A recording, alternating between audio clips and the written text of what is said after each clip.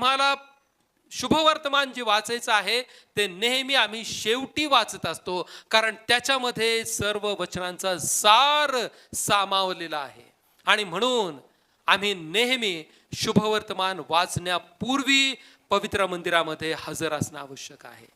आणि हे नेहमी लक्षात ठेवा, येथून पुढे ज्यावेळेस आम्ही चर्चमध्ये येऊ त्यावेळेस आम्ही शुभवर्तमान आमच्या कानी पडलंच पाहिजे, या उद्देशानं आम्ही आमच्या घरातून निघणं आवश्यक आहे. प्रियांनो, राजा दावीद म्हणत आहे की ते मला म्हणाले आपण परमेश्वराच्या मंदिराला जाऊ, त्यावेळेस मला आनंद झाला. प्रियांनो, आम्ही आमच्या कामाच्या ठिकाणी जातो.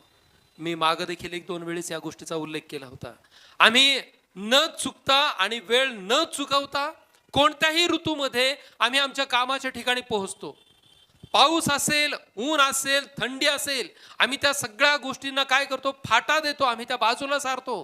परंतु आम्ही सर्व प्रकारच्या परिस्थितीमध्ये, मग ती परिस्थिती आमच्या कितीही विरोधात असली तरी देखील आम्ही कामावरती हजर होतो. परंतु देवाच्या मंदिराला येताना मात्र ती उत्सुकता किंवा तो जो आवेश आहे तो आमचा मावळलेला असतो.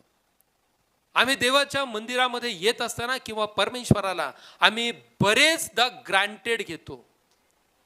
आम्ही बराच वेळा परमेश्वराला काय करतो, देव क्षमा करणारा आहे ना, मग तू क्षमा करेल.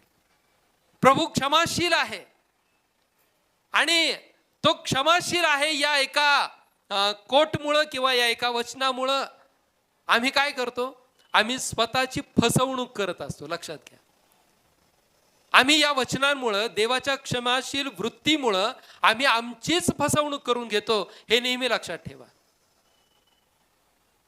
परमेश्वराच्या मंदिराला किंवा देवाला भेटण्याकरता आम्ही कोणत्याही ऋतूमध्ये देवाच्या मंदिरामध्ये येण्याकरता वेळेच्या आधी येणं हे फार आवश्यक आहे. कारण मी मागं सांगितलं होतं की परमेश्वर तुमची आणि माझी वाट या त्याच्या मंदिरामध्ये आमच्या आधी पाहत असतो. जितका तो उत्सुक आहे तितकंच आम्ही देखील उत्सुक असणं आवश्यक आहे. कारण संपूर्ण आठवडाभर परमेश्वरानं तुम्हाला आणि मला सांभाळलेलं असतं. आमच्या सगळ्या गरजा देवानं पूर्ण केलेल्या असतात. आम्हाला अनेक अशा संकटांमधून वाचवलेलं असतं की जी संकट आम्हाला माहिती देखील नसतात, जी आमच्यावर येणार होती. कदाचित अपघात असतील, कदाचित आर्थिक संकट असतील, कदाचित आजारपण असेल, जे आम्हाला माहितीही नव्हतं. अशा संकटांपासून परमेश्वरानं आम्हाला मागील आठवडाभर सांभाळलेलं असतं, वाचवलेलं असतं. मग त्याची उपकार स्तुती करण्याकरता